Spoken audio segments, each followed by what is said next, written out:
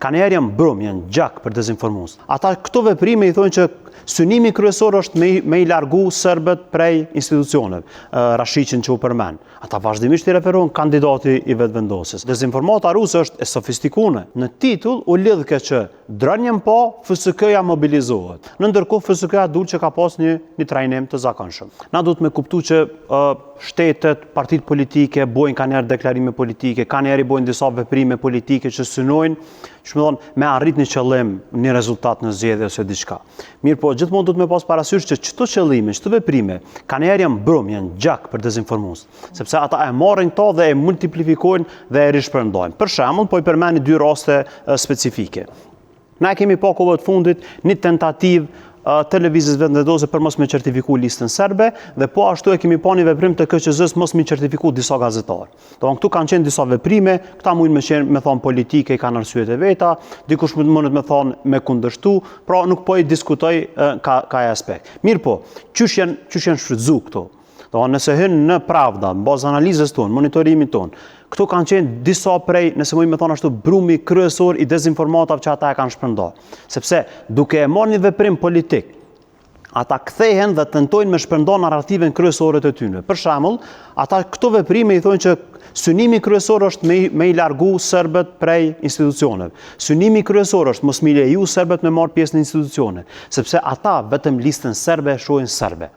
Do me thonë, se cilën parti politike tjetër e qojnë kandidati vetëvendosjes, për shembull Rashiqin që u përmend. Ata vazhdimisht i referohen kandidati i vetëvendosjes. Vazhdimisht i thonë, kjo është Serbi i mirë për institucionet e Kosovës. Pra, qëtojnë mënyrat se qysh ata e prodhojnë një dezinformat. Për shembull, gjatë zgjedhjeve, gjatë monitorimin që e kemi pasur edhe dje, është që media serbe dhe media ruse kanë tentuar do më thonë se cilën incident të vogël që mundet me qenë lajmi vërtet, qoftë blokimi një rrugës atje për shkak një shembjes që ka ndodhë, këto e kanë bo synimi i qeverisë për me ndalu një fshat me shku me votu. Do më thonë është abnormale, për shkak se ta e marrën një informacion që mundet me qenë një vërtet dhe i japin konotacion dhe synojnë me shty narrative në vetë. Ata narrativat i kanë qarta. Në një synimi kryesor i bashkësisë ndërkombëtare është që me i largu serbët prej Kosovës. Pra, edhe reagimet e ndërkombëtarëve, ata i marrin kënd se po i bojnë vetëm sa për fasadë.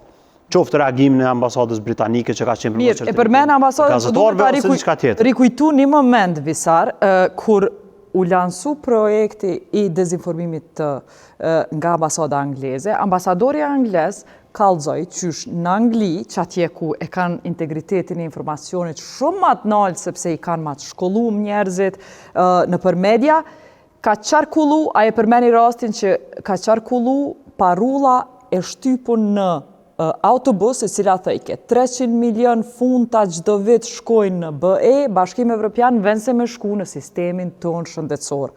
Ky autobus është i njoftun në krejt Anglin që kjo parull e ka fitu, e udhëhequr për ish kryeministrit atëherë Boris Johnsonit, e ka fitu një betej të bazuar në rën midis Anglisë. Beteja ka qenë për me e hjek Anglin prej Bashkimit Evropian, edhe në fund e kanë hjek. Në fund kanë konkluduar, masi që Anglia ka dalë prej Bashkimit Evropian, është konkludu që prap sistemi shëndetësor i Anglisë nuk i ka marrë sot 300 milion që pas kam pas mi shku Bashkimit Evropian, edhe ambasadori tha, na shoqënia jeme ka qenë ka ra në kurth dezinformatës lemo e juja. E na po munohem këto juve mi mësu. Kallëzojke për që të punë. Po, është rast konkret edhe është rast shkollor qysh funksionon dezinformata. Sepse na, kur flasim për dezinformatë, njerëz mendojnë që një informacion i rran.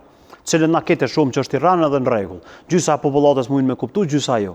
Mirë po, dezinformata paketohet kanë njerë me interpretime. Për shembull, dezinformata ruse është e sofistikuar. Nuk është komplet e rrame.